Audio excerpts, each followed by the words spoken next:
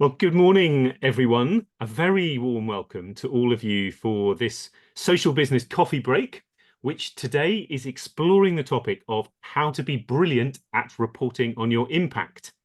My name is Tim West. I'm the founding editor of Pioneers Post, which is the magazine for pioneering entrepreneurs, investors, innovators, and policymakers who are working to create sustainable solutions for the world's most pressing social and environmental challenges. We're not only a magazine, but we're also a social enterprise ourselves, with a mission to support our community of impact pioneers to build a better world through good business. Through our journalism, but also with our ongoing programme of awards, training and networking opportunities. The social business coffee breaks are about both learning and connecting the pioneers in our community, and they aim to give you a shot of social business inspiration to energize your morning, hopefully, and also to provide some really practical ways to address the challenges that you face on a regular basis as you attempt to sustain and grow a thriving social business. The coffee break sessions are delivered in partnership with NatWest Social and Community Captial. That's NatWest Bank's independent social investment charity, as part of the learning and networking program that we've developed together for the SE100 and WISE 100 awards community. And this particular edition is also supported by Impact Reporting, who are a specialist impact software platform and consultancy. Now, measuring and managing your impact has always been an important issue for the sector, and actually a big area of coverage for Pioneers Post. As a magazine, we're all about stories, and we know that being able to tell a compelling story about your impact is a major factor in how successful you will be in winning business, in being awarded contracts, or securing investment. But from the very beginnings of our SE100 awards program, we've actually known that good stories are not enough unless they're also backed up by facts and figures that can be assessed and verified, and which are relevant and easy to understand and to scrutinize by the stakeholders that you have. So in our SE100 awards, we've always had an award recognizing the pioneers in impact measurement and management. And we're really pleased that Verena Hefti, MBE, who's the founder and CEO of Leaders Plus, who are this year's SE100 Impact Management Pioneer, is on our panel today. Verena, welcome. Also with us is Ben White, Managing Director at Impact Reporting. Ben was one of our SE100 judges this year. Dr. Teàrlach Wilson, board member at Community Enterprise Ceilidh, is here, and Bajpai of NatWest Social and Community Captial, along with Brendan Hegarty, also from NatWest Social and Community Captial.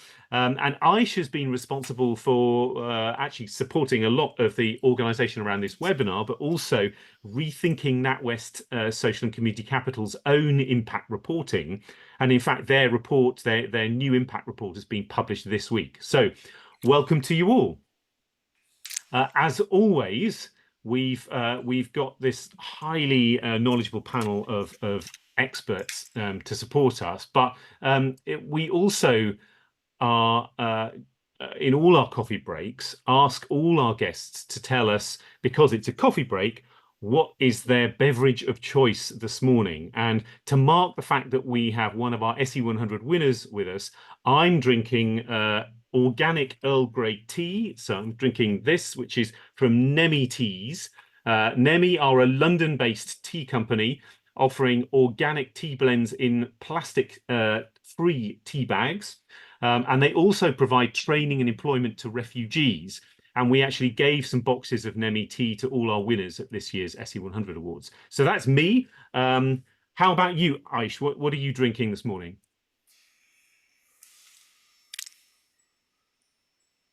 Well, I am drinking my favorite relaxed tea, which is a blend of chamomile and fennel. Very And nice. she's feeling really good this morning. Very good. Right, who next? Ben, tell us what you're drinking next.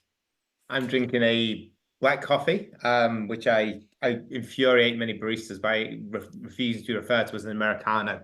So yeah, just a long black coffee for me. Okay. And Verena? Well, although I absolutely love Nemi teas, and we finished those boxes very quickly in our house, today I'm just sticking to plain boring water, and I think that's quite a good metaphor for sometimes impact reporting is just about boring, rigorous data collection, nothing exciting. But yeah, Okay. that's what I'm drinking this morning. Okay. How about you, Brendan? So I'm gonna have to buy some Nemi tea, but for now it's Yorkshire tea for me. Yorkshire tea, very good.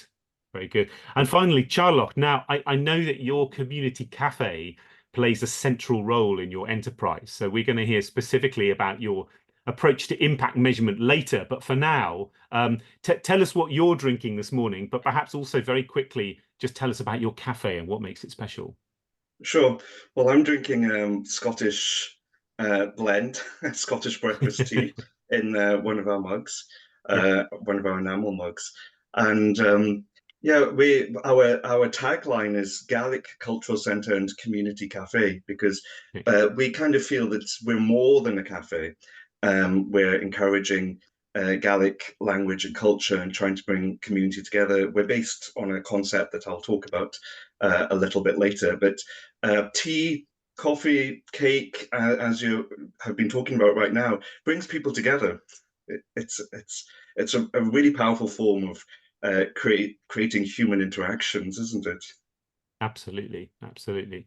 Great. Well, thank you all of you for telling us what you're drinking and for your thoughts.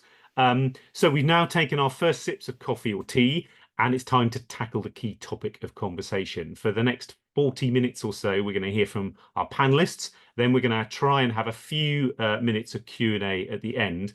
So please do get your questions ready. And if you have a question or comment, please do feel free to put it on the chat or in the Q&A. Because these sessions are sort of short, sharp bursts of inspiration and knowledge, we know that there's an awful lot that we can't cover, and we will be following up afterwards with articles and sharing the videos and stuff that we've done and signposts to where you can get further information. So please don't feel that if you do have a question, we will look at the chat and we'll try and answer things afterwards if we haven't been able to answer it during the session. Now, we're going to start off with some explanation and some myth busting. We're all told how important it is to report on our impact, but why is this? And what exactly are we aiming to achieve? We also regularly hear complaints, actually, that impact reporting is complex, it's confusing, and it's expensive. And it's also an area that is typically full of jargon with phrases and words such as theory of change and proxy that can sometimes seem over academic, over theoretical, and frankly overwhelming. So Ben, you are one of those experts who sometimes fires this language at us, but you understand and use some of these terms, but you're also hopefully, I think, someone who's good at translating those into language that all of us can understand. You work with lots of enterprises to help them through these issues. So I'm going to hand over to you to introduce yourself, explain the concept of impact reporting to us, and tell us what should we believe about some of these myths, how do we overcome some of the barriers, and how can we tell people how they can be brilliant at impact reporting in ways that are accessible to everyone. So Ben, good to see you. Over to you. Thank you very much, Tim. Yeah, that was a perfect introduction, so I'll say no more about myself. I'll just dive straight into it. And we'll check though, can everyone see my screen? I can. Fantastic. Okay, wonderful.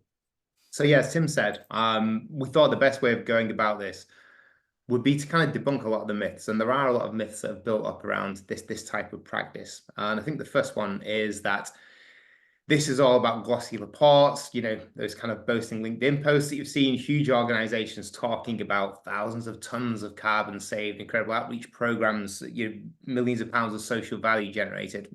We'll get to that later. But essentially it can feel a little bit like the type of initiative that you only engage in when you're an enormous organization, you've reached that level of maturity. I mean, this is really good stuff. I'm of the opinion that seeing a commitment from big organizations, that understanding their impact on the world and trying to do better is a really important way forward. And that's one of the reasons why I do this job. But there is a kind of an undercurrent here, which is that smaller organizations don't really count. They don't necessarily have the time and resources to do this stuff well. And even if they did, they don't make that big an impact. And funnily enough, one of my first experiences in this field was actually going to a conference of social enterprises and listening to someone stand up and pretty much say that. That's thanks, like, guys, you know, you've done a lot of great stuff here, but really the government and the kind of big organizations will take this on now, and this is for the big boys. And I want to sort of say that's absolute nonsense. That is just not true. The idea that this type of practice is for large organizations only doesn't make any sense whatsoever. I'm fortunate in that I spent most of my life working for purpose-driven businesses, charities, and I know that the impacts of these organizations are valuable, extraordinary, and disproportionate to their size. And this is equally applicable to sort of small business organizations. My friend really recently inherited a pasty business from his father, who passed away, and it doesn't sound like the most impactful business in the world. But if you'd have come to his funeral, you'd have understood, because every single community group in the town he was in was sort of represented there because of all the different bits of small work that they did to support those organizations. They actually had to move it to like the church in the center of town. So impact is not just for big organizations. It's not just a tool for PR or for bid writing. Impact is absolutely for everyone. And that kind of leads me sort of into the second myth, which is essentially, this is another prevalent one. There is a sense that if you can't measure impact, if you can't put a number on it, if you can't put a value on it, then it kind of doesn't count. And I think this is one of the really, really kind of damaging myths about the practice. It's unfortunate because I think the way that it's now being worked into kind of bids and tenders and procurement does lead to this sort of desire to measure and quantify stuff. And that's not necessarily great practice. It's led by these things called proxy values, which Tim actually referenced earlier, which is essentially looking at an activity and trying to kind of create some kind of numerical or monetary value to it. Now, that's a useful tool, and if the research is done right and the application is good, it can be really helpful, but it is not the whole game. It is not the be-all and end-all of making an impact. And actually, it can create a really big barrier. I was speaking to a manufacturing organization recently, and they were measuring and managing all the sort of usual stuff, carbon created, jobs created, apprentices, etc. But in the course of that conversation, I found out they did some amazing work with people who were about to leave prison and just left prison. And they had a load of programs where they would go in and kind of support prisoners in that transition, not just with kind of training advice, but with actual sort of jobs and sort of like a real world kind of like transition experience. And I said, this is what, you know, should be the front and the center of your impact, because this is kind of an incredibly powerful thing you're doing. But it wasn't, because it was hard to measure, and it was hard to kind of count and understand the impact on these people's lives, even though they knew it was really profound. And to me, that is a big problem, is that something so kind of impactful and so important gets skipped because it's a bit too complicated to deal with. It is a difficult problem. Sorry, Ben, just to interrupt really briefly, your reminders are showing on the bottom of your screen, and Oh you my might want gosh. to turn that off. What have I got to do? I'm late for all this. I'm sorry about that. Thank you. That's great. Cheers. Now. If anything else appears, please do let me know. I was mid-flow then. Where was I? Yeah, that's right. Yeah, you know, putting proxy metrics on stuff is complicated. You have to do it properly. You have to do good research. You have to kind of do a bunch of work to kind of make them meaningful. But if you can't, you should still do the most impactful thing. And there are lots of other ways of getting feedback. You know, surveys is the most obvious one, but actually speaking to the people whom you are trying to impact, getting their feedback, understanding them from their perspective, it's actually far more powerful to do that than just to come up with a sort of fairly, you know, dumb application of a proxy and a multiple. So really don't be put off by those valuations. There are also organizations out there that will help you value this interesting and powerful activity.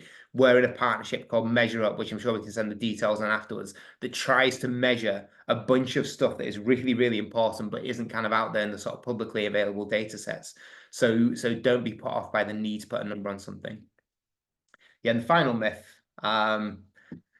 bigger is better. You know, those enormous claims of sort of carbon and social value that I mentioned earlier, they can be pretty impressive. They can be pretty intimidating. And there's definitely a strand of impact measurement that has become a bit kind of macho, focusing on pumping the numbers up, getting the big numbers, getting the big numbers. But the question you've always got to ask yourself is, are you thinking about outputs or are you thinking about outcomes? Outputs are the stuff that's easy to measure, easy to count, easy to pump up. But the outcomes are the more meaningful one. That's the change you're trying to create in the world. And that's the most important thing when you're thinking about your impact practice, is what change you're actually trying to make. You know, a great example is this webinar. We have a very excitingly large number of people who signed up for this, a load of people attending, and that's great.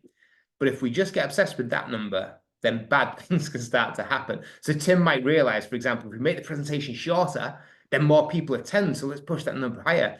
He might even sort of get this idea about if you swap me out with Joe Wicks, that could kind of increase the numbers a lot. I would hate to put Joe Wicks in this spot. But, you know, if you just let that number lead what you're doing, you're kind of missing the bigger point. You're not seeing the wood for the trees. What we're really trying to do here is to demystify this practice, is to get people engaged with it, is to get people excited about it. So at the end of this session, what we will do is we will kind of, rather than just say, hey, wasn't that a great big number? We're going to do a survey and we're going to ask people, how much use was this to you? What's your feedback on this? And really, really importantly, if it was rubbish, we want you to tell us, because that then means that we know that this isn't working as well as we'd like it to, and we're going to change what we're doing. But it's that type of feedback loop that you've got to create. You've got to look at what the actual outcome is and how you can make that better, and not just going to get focused on the numbers. And it also makes it far more interesting and far more kind of integral to your organization when you do that level of depth. So busting these myths, how do we kind of change this? So the first thing I'd say is start small, but start somewhere. Social Value International have got a fantastic framework that's publicly available on how you should measure impact. It is super comprehensive. You will not be able to bite it all off in your first go unless you're, you know, incredibly kind of lucky and good at this, but you will be able to take a lot of this practice and start small and start building on it. And we really, really encourage that impact reporting. Don't let the kind of potential complexity and difficulty of this put you off. Start small and start somewhere meaningful. Second one is understand the impact that you want to make. Don't be led by pumping up the numbers. Don't be led by the things that are easy to count. Be led by the change that you want to make in your world and the stuff that's really important to your stakeholders. And finally, as I said, make sure you're always thinking about the outcome, not just the outputs, not just the activity, not just kind of doing something and hoping it works, being kind of driven by understanding the impact it's made, because that gives you a great cycle of being able to learn and improve. So I think I'm passing on now to sort of some really exciting real life examples of people that have actually put this into practice. So I'll pass back to you, Tim. Fantastic. Thank you, Ben. That's great. That's great. And yeah, with the survey that you mentioned, so when we publish the story and the video from this webinar, we will add a survey at the bottom of that story, and then we will push that out to people and invite them to come back to us on whether they've shared it and how we can improve. So I'm going to move on now to the first of our social enterprises, Leaders Plus, and to its founder, Verena Hefti. Leaders Plus says that too often parents feel they have to choose between being a good parent and having a fulfilling career. So the enterprise works with individuals, men and women, during maternity and shared parental leave and beyond to progress their careers whilst enjoying their young families. Verena, you won our SE100 Impact Management Pioneer Award this year, and our judges, which included Ben actually, described your impact reporting as, and this is a quote, showing a genuine commitment to understanding impact from a stakeholder perspective and then building this understanding into your operations.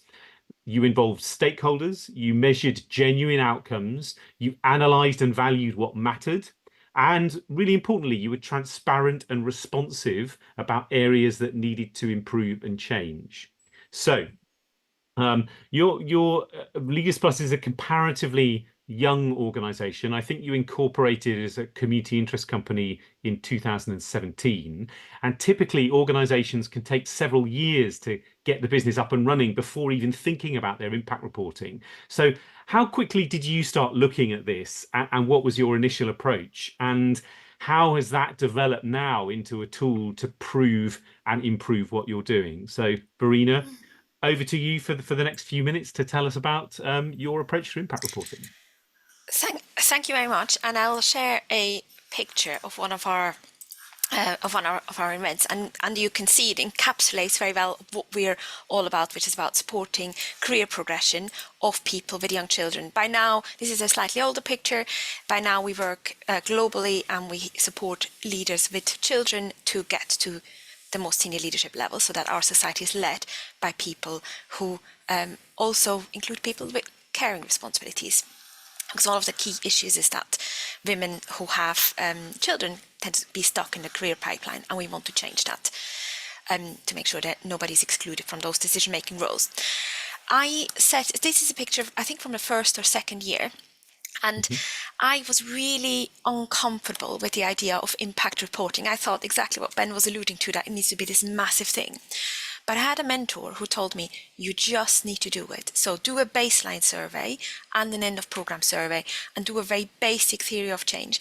And I have never been happy with our theory of change. I probably shouldn't. I can tell you this now to the judging panel, but I never think it's perfect. I always think, we should change this and improve that.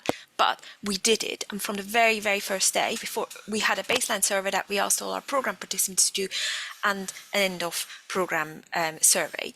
And it's surprising how much good data you can get from that. Okay, so baseline survey, that means you went out and asked people stuff. Theory of change, what did that mean to you?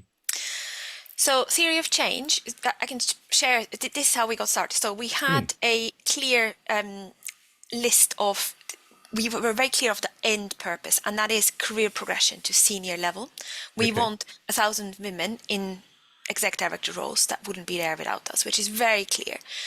And then we identified, we did interviews actually with not too many people, maybe 5 or 10, to understand what do you think will lead to that. And we figure out that confidence to apply to senior roles, ability to negotiate flexible working in senior roles, being able to have good work-life balance, feeling a sense of well-being in your job, etc. All those underneath indicators, Ben might call them outputs, and then we mapped, how does this map to the content that we will provide in our program.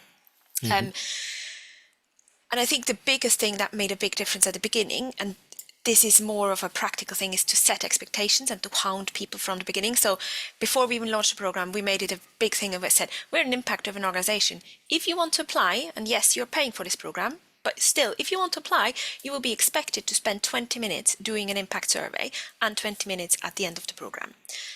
And those were powerful things. If you want to, I could share what we know now, what we learned. Yes, great. Be helpful. But feel free to chip in if there's anything else you want to know. But what we know now is that there are the way to use impact reporting actually is a really good way to predict unexpected results.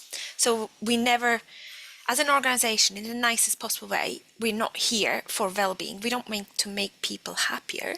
We want to address an imbalance in the leadership landscape.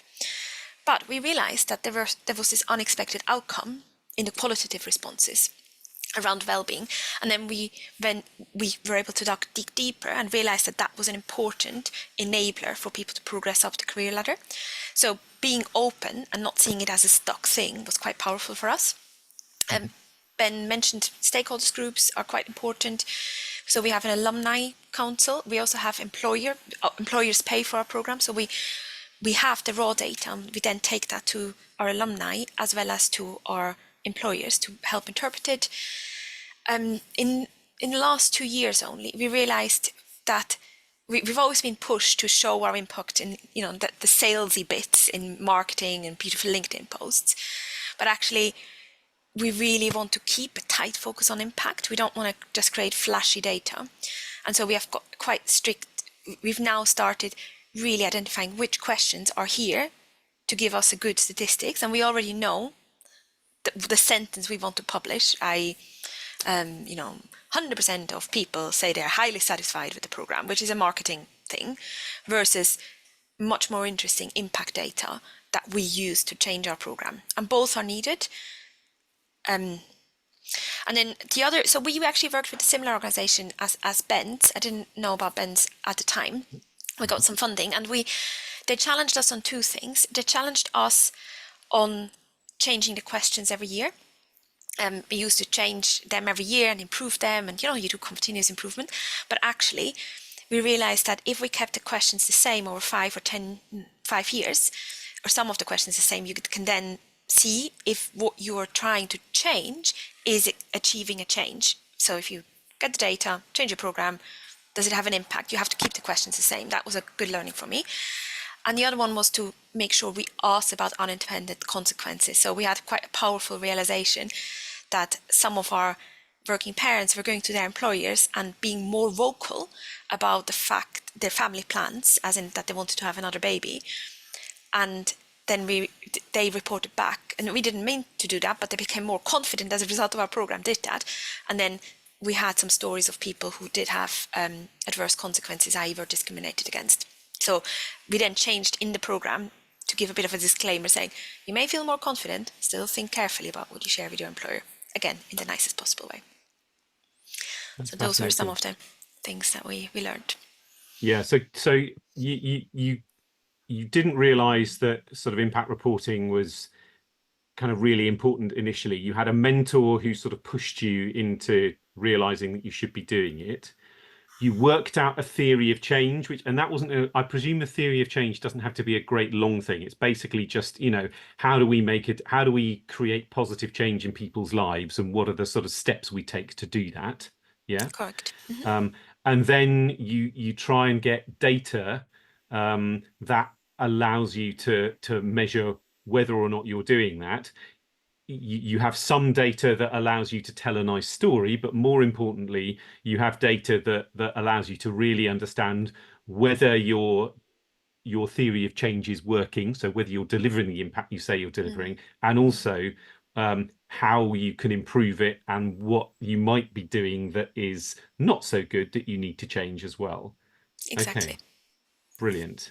That's fantastic, Verena. Thank you so much. That's really clear. Can I share some top tips? So go on. just you don't need to read this slide, but just to point out, this is an internal slide on how detailed and slightly boring, the data is. These are detailed data on one of the indicators we have, and then this is our sales data, which is much more fancy and just aimed at sending a message. But if anybody has a programmatic approach, I think the biggest thing I learned, and the most powerful, was to think about the questions that we ask and the decisions we want to make as a result of the data.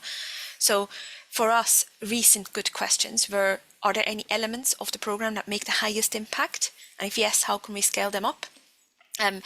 We took an approach of interviewing some of the people who had the highest impact to understand what made the difference and do that.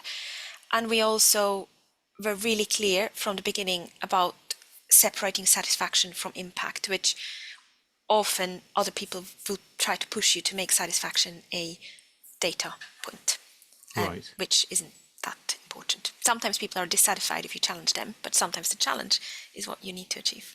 Yeah. And can I ask you one more question about, so you mentioned that you got some help with this. First of all, how did you go about finding that help? I mean, and we need to cover this quite quickly because we haven't got much time, but how did you find that help? And also, how much did you decide to spend on it? I mean, you said you got some funding, so maybe that was good, but some people are going to be thinking, if I'm going to do this, I really need some help. So how much help do you need, and where do you get it, and how much does it cost? So the initial impact framework, as in the theory of change and the questions, I did it in a day, and a lot of that is still the root of what we're using today. I spent about £5,000 with a consultancy, and they helped to look at the questions to make sure we could easier make sure it's more robust. And they also, as part of that, did an external report that sounded external, and so was quite helpful. But I think that external report probably wasn't essential. Okay. And you got some money, you got some funding for that £5,000. So there are people around, foundations, there are organisations that might support you with funding. Yes, I did. Great. Thank you very much, Verena. That is fantastic. We're going to come back at the end just to ask you for your ultimate top tip. But I'm now going to say thanks very much. And I'm going to pass over to our second social enterprise, and to Ceilidh, and one of its founders and board members, Teàrlach Wilson, who told us a little bit about his enterprise earlier on. Now, Teàrlach, your enterprise is also partly funded with investment from NatWest Social and Community Captial, and they've been particularly impressed with the way in which you have powerfully reported on your impact in a way that reflects how much you deeply care about your beneficiaries and your mission. And also they've been impressed about in the way that you've collected and then interpreted data to improve what you're doing. And this includes things like using beautifully designed postcards to collect feedback, and various other things. So Teàrlach, please tell us about your approach. And again, similar sort of questions to those I asked Verena, really. You know, why did you feel it was important to measure impact, and how on earth did you go about doing it initially? And then where are you now in that journey? Sure. Well, I have a little slide here, if that's okay. I'll share my slides. I don't think I'll be going over the slides over as much detail as Verena and Ben have given, and I think that what I'll do is I'll try to add to what they've said. Just a brief overview of what I'm talking about. I would just introduce Taigh because it's a Gaelic cultural concept, and actually that was one of the difficult things for us as an organization that doesn't use English, how to translate our work into English and into English culture, Anglophone culture. So I'll talk a little bit about what we did. I've got some tips that I think might be helpful, and I've got some examples from our data. So in Ceilidh, well, Ceilidh, think of a Ceilidh as a dance, but it's not a social occasion. It can be anything from two people catching up over a cup of tea right the way through the wedding reception. But Ceilidh houses were homes in the Outer Hebrides and the Highlands where people would collect to get together and entertain each other. In the absence of wealth, in the absence of cafes and restaurants, really important places to relax and get together and strengthen social networks. But they were just family homes. They weren't businesses. So people would sing, would tell stories, there'd be poetry and catching up. So the result of this is these places were actually incredibly important centers of cultural maintenance and transmission. And there was, in fact, a poet. I'll be reading one of his poems later if we have time, and his great niece works with us. He actually wrote a lecture in the 1960s saying the death of the Ceilidh house will be the death of the Gaelic language. So we're reintroducing it. Ceilidh houses kind of went out of existence in the 1970s.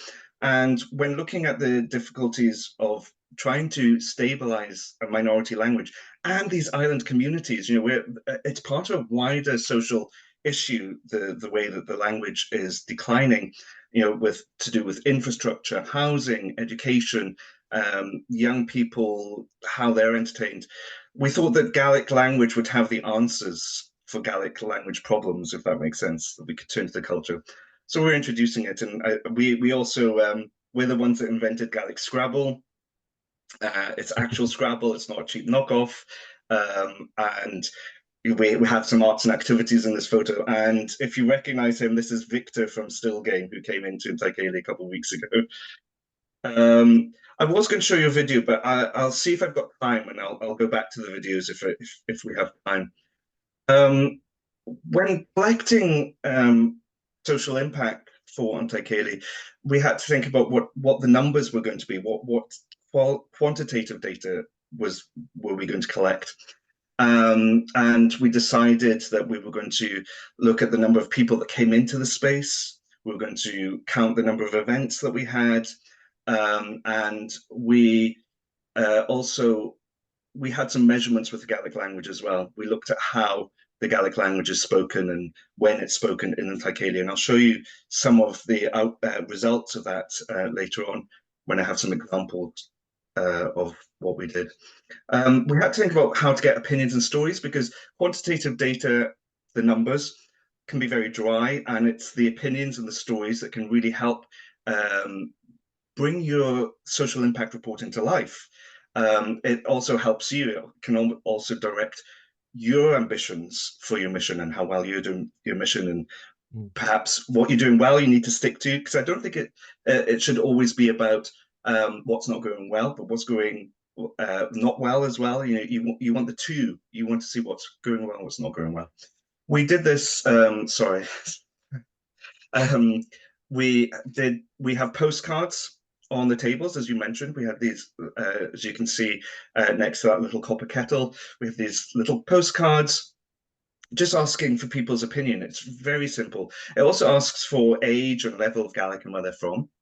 But in November, we did what we called the big survey. and we had these on the tables as well and online, and it had questions about how do you feel about Gaelic and how do you feel about in Taigh? Do you feel like you use Gaelic more because of in Taigh? How has your mood improved? Have you made new friends since coming into Taigh? So it was more work for people than the postcards. And we had an initiative of a prize draw. If you put the last page had your details, so you had the potential winning a prize. But we warned people this will take a little bit longer. It's not just I like and Taigh. These postcards are fun because we get everything from people writing comprehensive essays about what they think is good and what's wrong, right the way through to kids just drawing pictures. We had one, I had a seal, and it said, you have the seal of approval. They drew a picture of a seal. But we also looked at what people were saying about us online. And I think that's actually quite helpful for our enterprise. That's quite helpful. I'm not sure if every enterprise can do that, but because we are a permanent space, people think of us as a cafe. Our nickname is the Gaelic Cafe. Some people don't always know our name because it's a Gaelic name. They'll come in and say, oh, someone told us to come to the Gaelic Cafe. The result of that is we're on TripAdvisor, we're on Facebook, we're on Google reviews.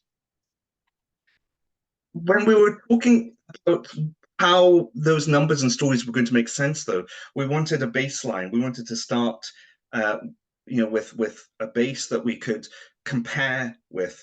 Now, it's really difficult to do in your first year, but I think it becomes easier after your second year because you turn back to the report from the previous year. Typically, you do your social impact report annually, don't you? Well, certainly we do, and I'm not sure if that's your advice to others, but we do it annually, and it becomes part of our annual report. For us, we were lucky that we were able to refer to other reports on the state of the Gaelic language. And we have a director on our board who is her area of expertise is the use of Gaelic in public spaces. We have a really great range of skills on our board. And I think it's really important to draw from that. I think it's really important to turn to your directors, get advice, have conversations, pull things apart. And actually, I always come out of directors' meetings with Taigh really energized.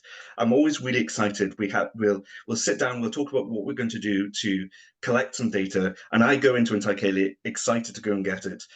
I have been on other committees and can continue to be on other committees, so I'm sure a lot of you will know committee meetings are not always, or board meetings are not always that exciting. Sometimes I come out and think, oh, but if you're having a good board, you come out energized. Those are some of the tips that might be helpful for you. Would be you're already excited about what you do. Social entrepreneurs are in it for the impact. They're not in it for the money or the prestige. You're already excited about what you do. You probably tell people about what you do, stories, dinner parties, talking to friends, talking to family. We did this, this happened. All we're talking about is putting that into a format that other people can understand and read and take from. So I don't think you should be intimidated by social impact reporting because it's already what you do. You're already excited about it. You already have all the ideas in your head. It's about putting it together. And what brings me back to social impact reporting, because sometimes the excitement, you can go, yeah, that's fair enough. I'm excited about X, Y, Z, but how am I actually going to put it together? I always think it's useful to remember why we set up the project in the first place. And I think that will be useful for you. Well, why did we do this? Why did we set up the project? And try to explain that to people about where it's grown from that. And when we looked at other projects and documents that were useful, we looked at the National Islands Plan, we looked at the National Performance Framework, we looked at the Gaelic Language Plan, and we also tried to look at other projects that were similar to ours. I mean, I think if you are doing a cultural enterprise, there will be cultural projects around the country, and you can Google them and have a little look at what they're doing. I don't think anyone is going to be impressed if you plagiarize, but I don't think anyone's going to be upset if you replicate. And just remember the two types of data. I think this is really useful. I think people get overwhelmed by words quantitative and qualitative, but I think it's really simple. Numbers opinions and stories, and that's really it. So you have the numbers to show how you're growing, and the opinions to make it exciting and enjoyable to read, and how it's impacting individuals. People like those stories. So an example from Taigh, this is our page on the use of Gaelic. But we were lucky that that one of our directors, as I said, her expertise is the use of Gaelic in public spaces. So she did a report a few years ago after weeks of research of standing on street corners and sitting in cafes to find that only 9.1% of conversations in Stornoway happened in Gaelic. But in Taigh, we found that 62.4% of conversations happen in Gaelic. One of the things that we do is we always greet people in Gaelic. We've always made it a mission to act like English is not a English is not a dominant language, and that Gaelic is not a minority language. Like going into a Spanish coffee shop in Spain, an Italian coffee shop in Italy, everything is in Gaelic. Our staff meetings are in Gaelic, our staff training is in Gaelic, and our staff are trained to speak Gaelic with people and interrupt people who are trying to order in English and help them to order in Gaelic for a 10% discount. We felt we had to incentivize that.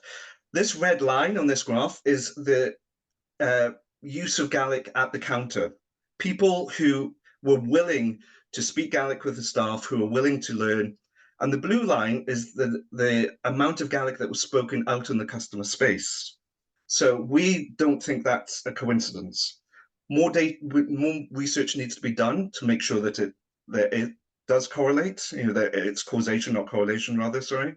But we think because we're creating a safe space, people feel comfortable to continue using the language. If we've got some time, I can show you a couple of videos from Taigh, but I hope that was useful. That's brilliant. Thanks. Thanks, Teàrlach. We haven't got time to show the videos, but we will add them to the story that we write afterwards so that people can see those separately. A couple of comments from people. There's a very enthusiastic Nicola Lynch has said she loves the point about leaning into what you're curious and excited about rather than seeing it as a hideous chore. So I think that is really important, the ability to enthuse people around data collection and stuff. But quite an important question as well, which I quite like you and Verena and maybe Ben just to answer quickly now before I ask Aish to come in with some reflections. So Liva Scarce has said, can you share some more strategies and ideas on how you get people to actually fill in the surveys? A lot of people struggle with getting people to fill in surveys. You mentioned you incentivize people, but how do you? They're obviously crucial because unless people tell you how they're feeling, then you don't know, what to do next. So how on earth do you get them to fill in a survey? Teàrlach, what did you do? Well, I think one of the things that was quite important was we looked at the language to make it simple and easy to process. We tried to include boxes and Likert scales, so things like how do you feel on a scale of 1 to 5. One of the things I also did was with our regulars, we get to know them, was I was sometimes a little pushy, like, oh, can you please do this? I'll give you a coffee for free. I don't know if that will work for everyone, but I had the privilege of doing that. But one of the things I did as well was I sat down with people who I knew would not be comfortable necessarily completing a form. I'm referring to some of our regulars who perhaps have learning difficulties or social anxiety. And I would sit down and I would actually do a very informal interview. I know that not all of us have the time to do that, but actually that was fun for me. I prefer that to some of the other tasks I have to do when I'm thinking about, processing data, or even when I'm doing things like health and safety, fire drills, things like that. Not so fun. Sitting down with a regular and really engaging with them, it gives you a little boost. Verena, have you found the same thing? So a mixture of kind of online surveys, but also interviews with people? Yeah, so I love the coffee idea. I'm very much going to steal that. But we set expectations very clearly. So we tell people before they're allowed to join that if you join, this is part of your responsibility.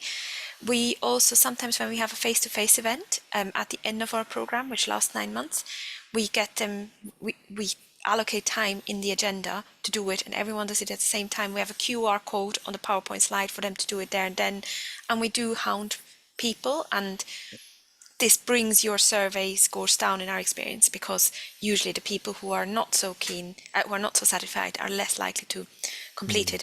And the third thing we always do is we tell them what we found, because then they have to trust that what they're sharing matters. So it just doesn't go into the ether and they think, oh, well, why did I bother? Yeah, good, really good point. Ben, anything quickly from you on that before I ask Aish to come in? Very quickly, the kind of thread that binds that stuff together is you guys both really want the answers, and you're able to articulate why, and you're able to kind of give that quite believably, and people know that it's an important part of what you're doing and what you're trying to set out to do. I think that attitude is incredibly valuable, because if you put out a survey and you get poor response, it's easy to throw your hands up and say, oh, well, we've no data. But if you really want to know, you'll find other ways around it. So that sense of really making it core to what you're doing is critical. Fantastic.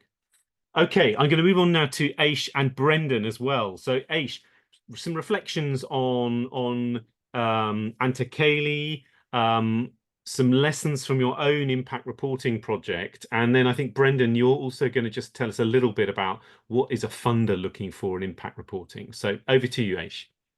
Thank you, Tim. And thank you, Teàrlach and Verena and Ben. Super inspired. And I cannot agree more with everything that you've shared. So I've been on this journey for the last 6 months with the Social and Community Captial, and it has been an absolutely enriching experience, just asking all these questions. But I can go on about what I learned, but there were 2 things that really stood out, and it kind of echoes the points Ben, Verena, and Teàrlach have been making. One, which is use curiosity and the genuine curiosity to ask difficult questions. Why are we doing this? What does this mean to our mission? Get excited about it, and ask, is this relevant? Do we need to keep doing it this way? Are there better ways of doing it? What are we really trying to achieve here? So when you're at the start of the journey, just asking those really difficult questions to challenge assumptions, but doing it in a way of being excited to move your mission forward, and doing it with humility, I think will take you forward.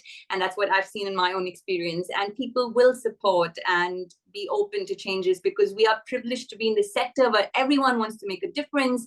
And so no one's going to shut you down, because they know your intentions. So be brave and ask those difficult questions, and channel your curiosity to get things moving forward, moving better. So that's one.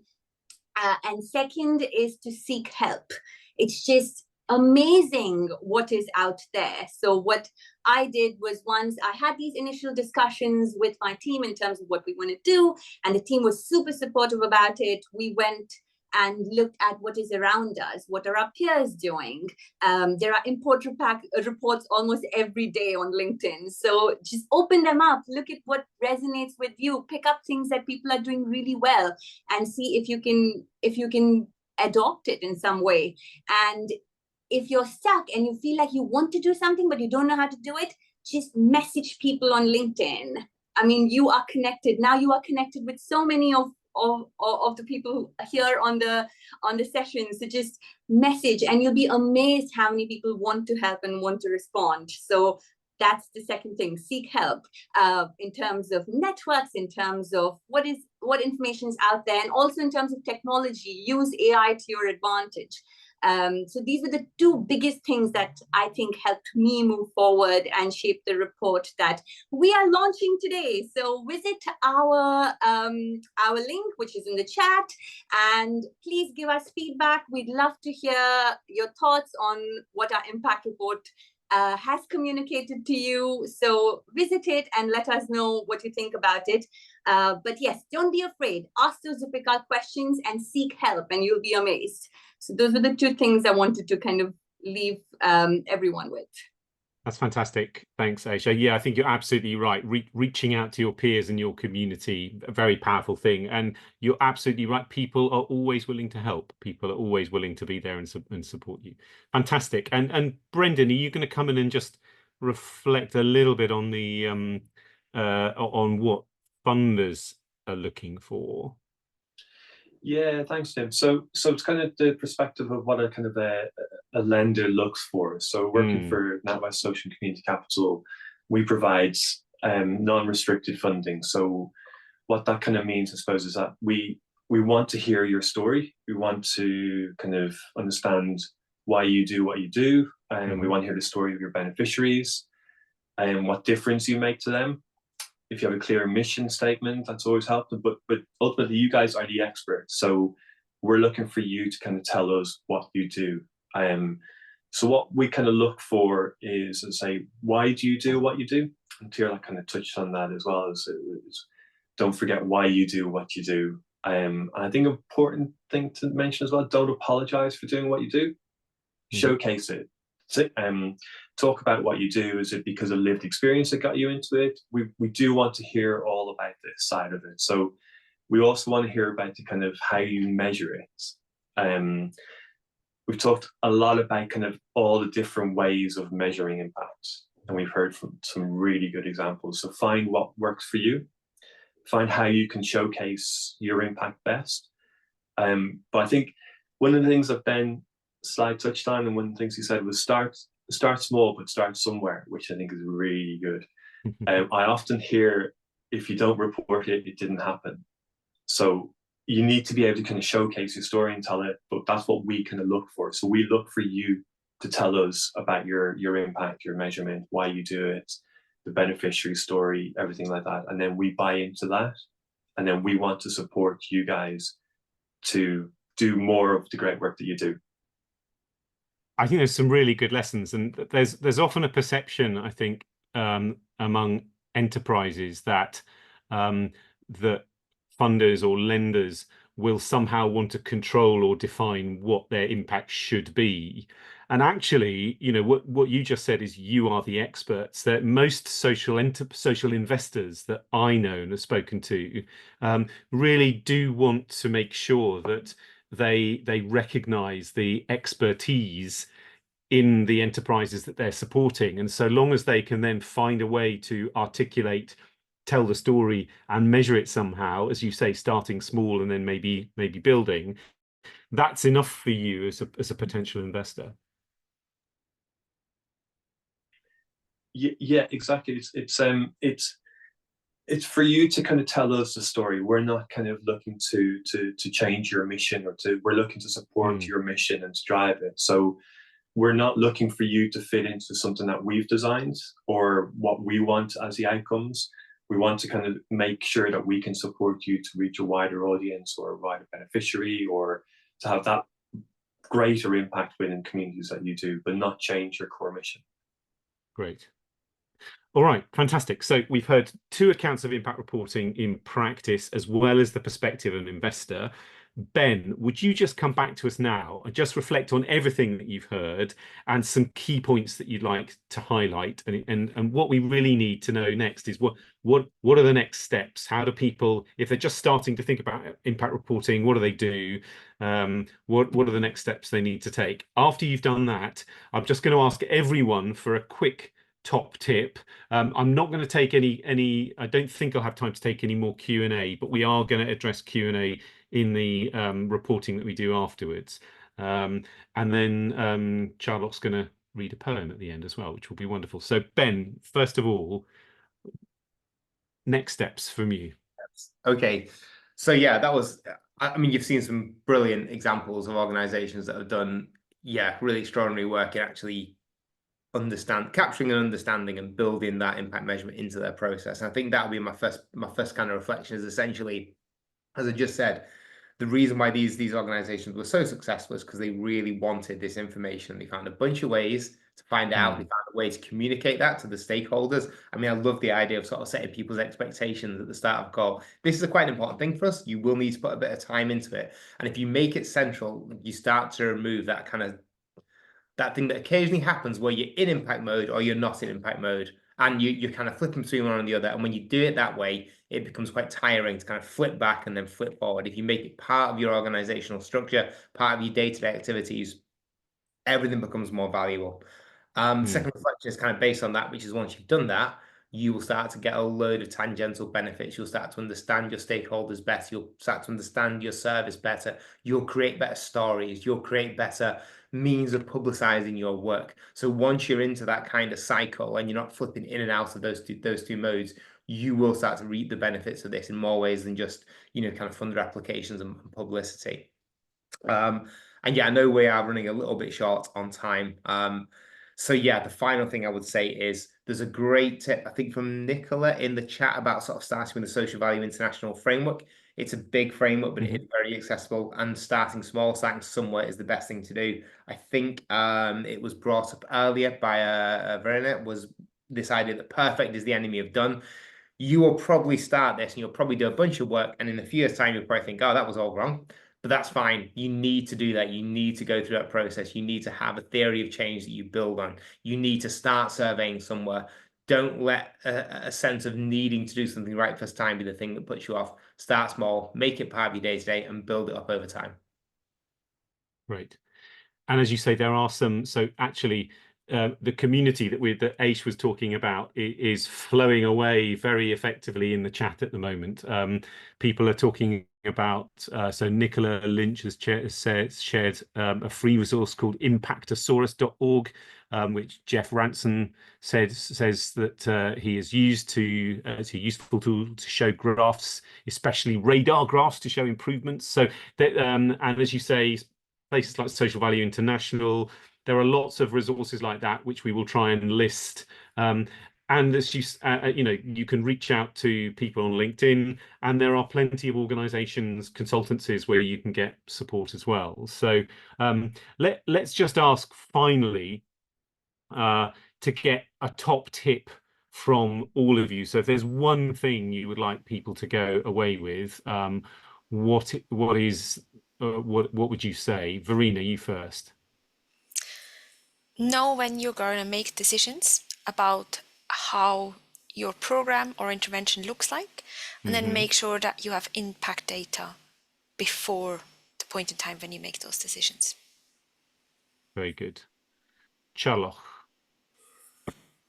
Apart from just being excited about what you do, I think it's important to make the process democratic. So, you don't have to be the autocrat, the sole person responsible for it. Make sure that you have directors that can help you and that you refer to them, and speak to your service users. They'll have ideas as well about what would make them respond to a survey. We ask that, what can I do to make sure that you answer your survey? Are the postcards working? They have ideas as well. Be democratic. Brendan and Aish, give us your top tips. I would say that don't leave it to a once-a-year thing. Make it a part of what you do every single day, because this is what all of you do, which is care about impact. So it doesn't have to wait for 1 year to report on impact. Just build it into your culture, build it into how you wake up every day and go about your job in terms of caring about impact and how you're going to tell that story. So do it every day.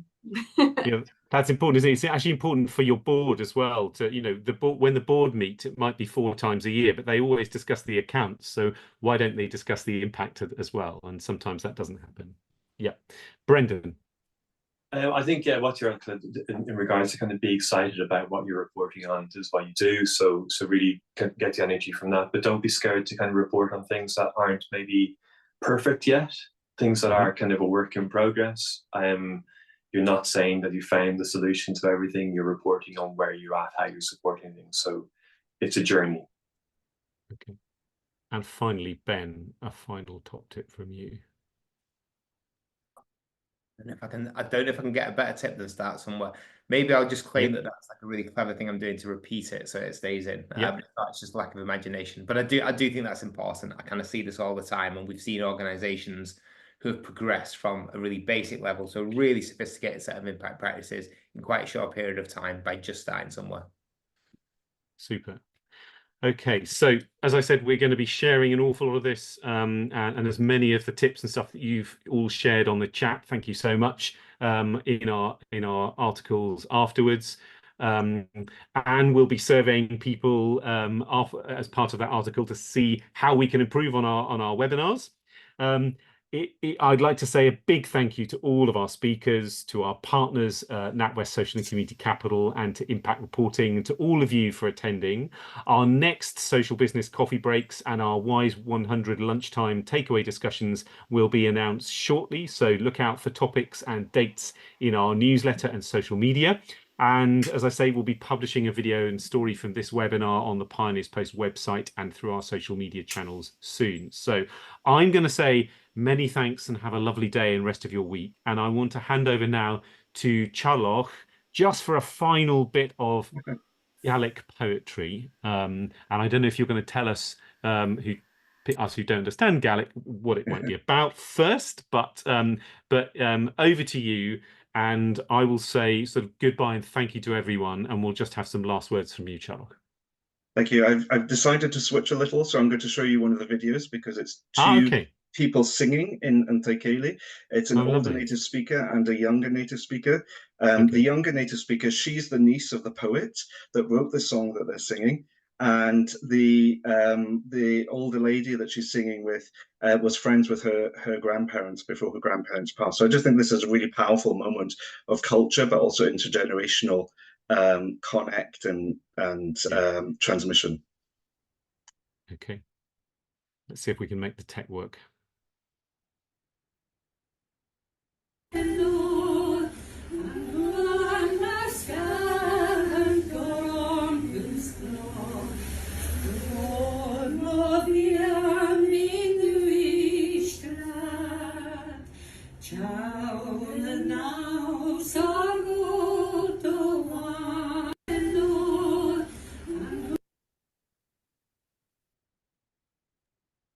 It's a very emotional moment for all of us in Ceilidh. Beautiful. Well, thank you so much for sharing that, Teàrlach. And what a lovely moment to end on, a moment of peace for us to then go forward to perhaps a slightly busier day. So thank you so much to everyone. We look forward to seeing you next time. Have a lovely day and rest of your week. Thanks very much and goodbye.